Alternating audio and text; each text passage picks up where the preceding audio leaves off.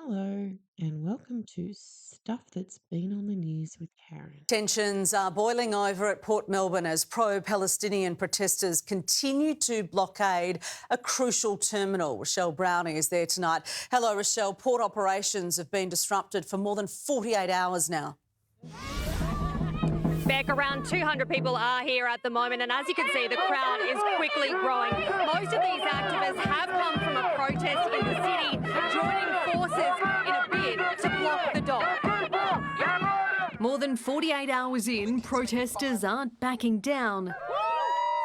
Stationed at the gates of the Port Melbourne terminal, preventing dock employees from getting to work. We have been successfully picketing, protesting and blockading a Zim ship, an Israeli shipping company, for 3 days. This is a way that we ensure that the genocide ends.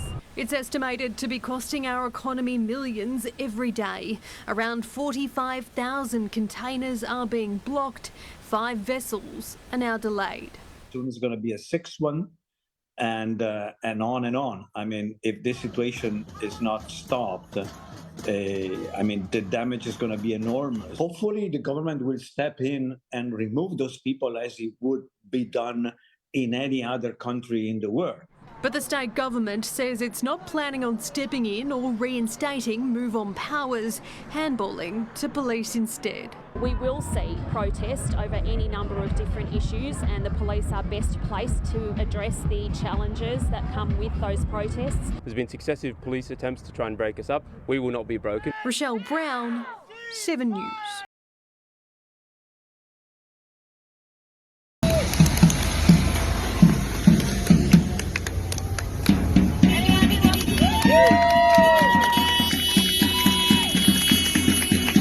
Tim Gooden here in Melbourne for Green Left TV.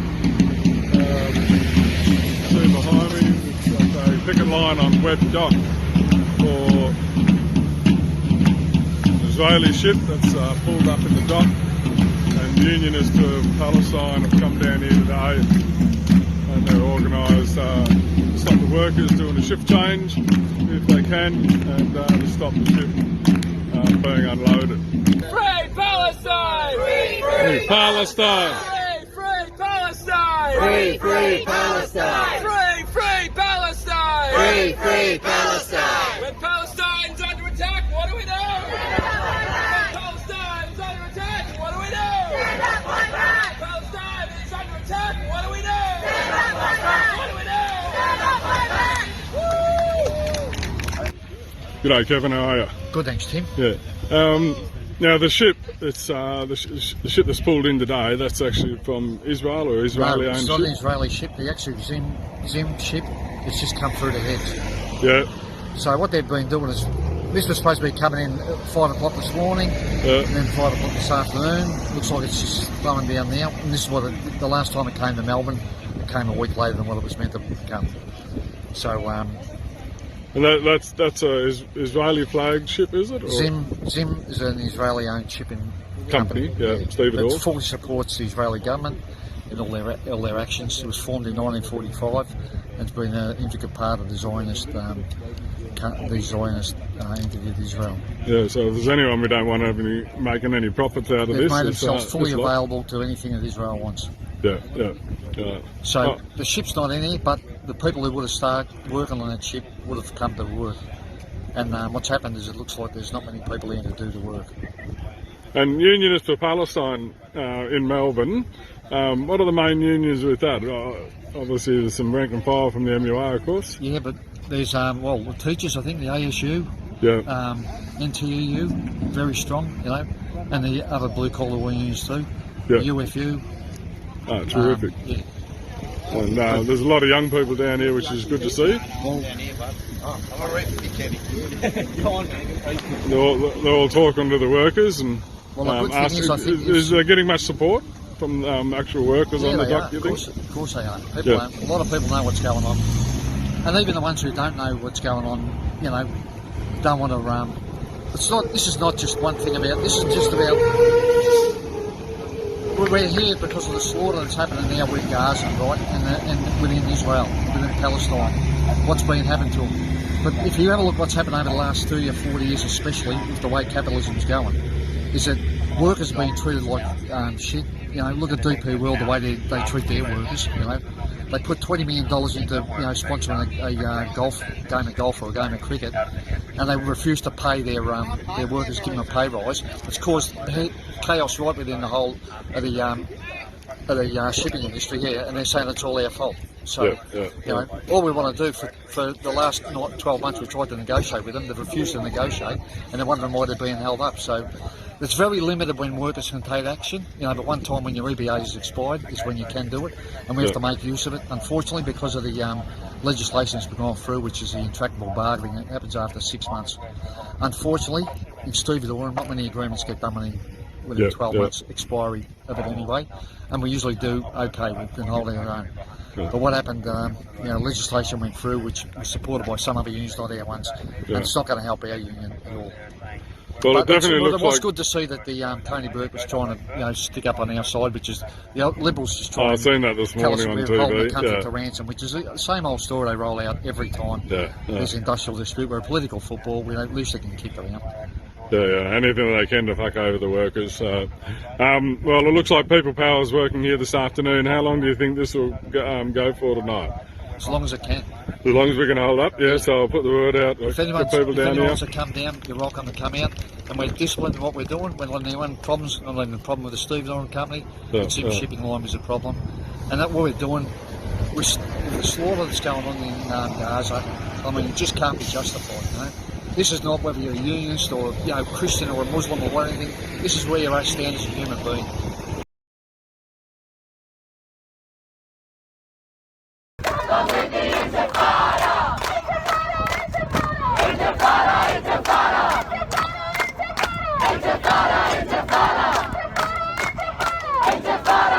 Yes, look, we had a community picket down at North Quay in Fremantle in an attempt to delay the loading and unloading of a Zim line vessel this weekend just gone. So essentially the Port Authority and Zim line and the police were obviously aware of the attempts to delay Zim in Sydney and Melbourne.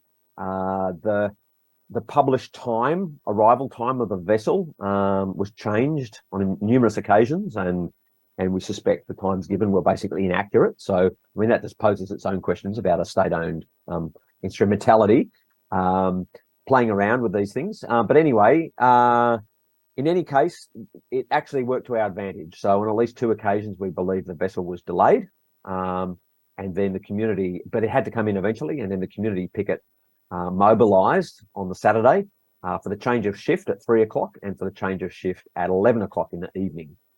So our calculation was essentially that if we could prevent or convince the workers not to go to work, then no work could happen for the subsequent 8 hours. So essentially, there were community pickets for those critical windows around 2:30 to 3:30 in the afternoon and 10:30 to around 11:30 in the evening.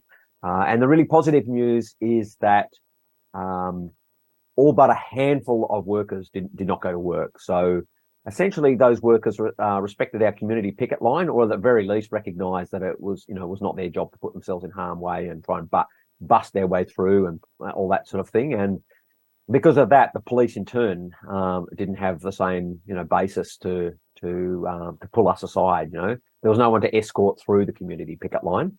They could still have moved against us, but in the end they didn't. So we're pretty confident that vessel, the loading and unloading of that vessel, was delayed for at least 24 hours, which would have cost Zim quite a lot, actually. Demanding both that the union movement as a whole speak out on this issue and support an immediate ceasefire and do more than that. But similarly also put the same pressure or the same call on Anthony Albanese. In fact, people at Melbourne will know he called on Albanese to get off his knees and oppose genocide. So that's, I think that's very potent, not just for the union, not just for the Maritime Union and the CFMEU, for the members of that union, but in terms of the union movement as a whole. To put pressure on Albanese to do the right thing, this movement is going to need to spread through wide sectors of the society. including in the union movement. So it was a fantastic. It was fantastic that Christy Kane spoke at the Melbourne rally. No question about it.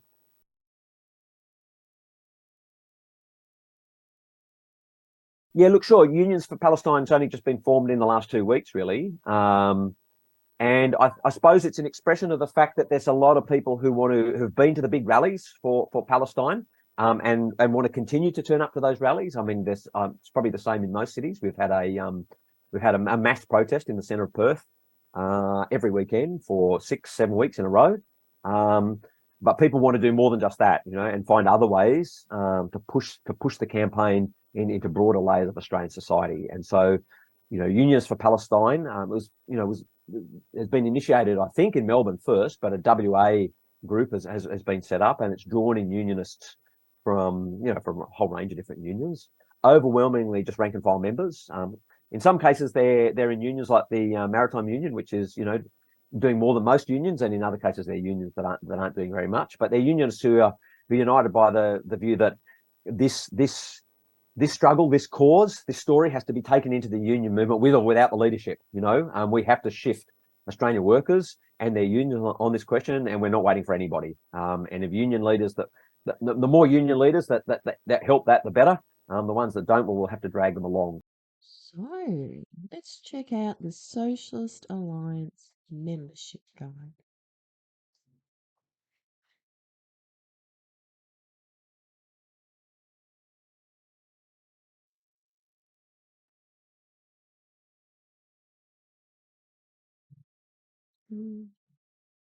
Hopefully that's nice and clear.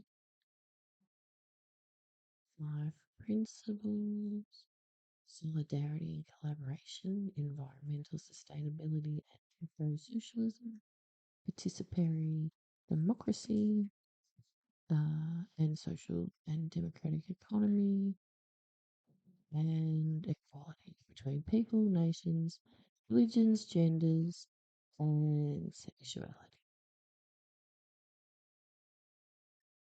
So, short history.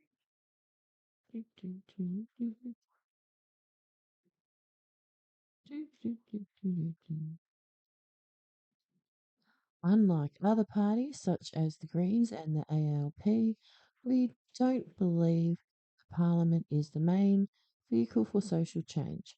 Real and lasting change only comes through ordinary people organising and being active in their workplaces, campuses, and communities. They have developed a range of policies arising out of our campaign work and responding to the issues of the day. We can view that policy on that there. Okay, Greens Left, that's the TV channel on YouTube. Is the Greens and the Socialist Alliance on it a lot? Memberships, rights and responsibilities, where we organise.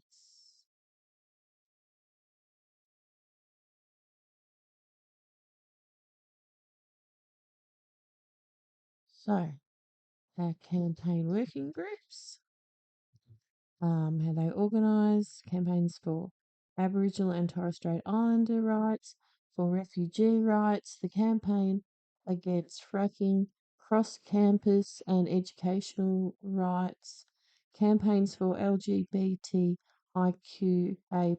rights, and for trade union campaigning and international solidarity. Some resistance books, classic works of Marxism, educational classes, seminars and conferences. These include introductory classes to socialism, feminism and Marxism. If you want to contribute financially, you can, and there's the membership guide. And in the UK, they're known as the Socialist Workers' Party, so you'll see that their matching signs are in the background there, but it's got a different name. Anyway, see you later, bye.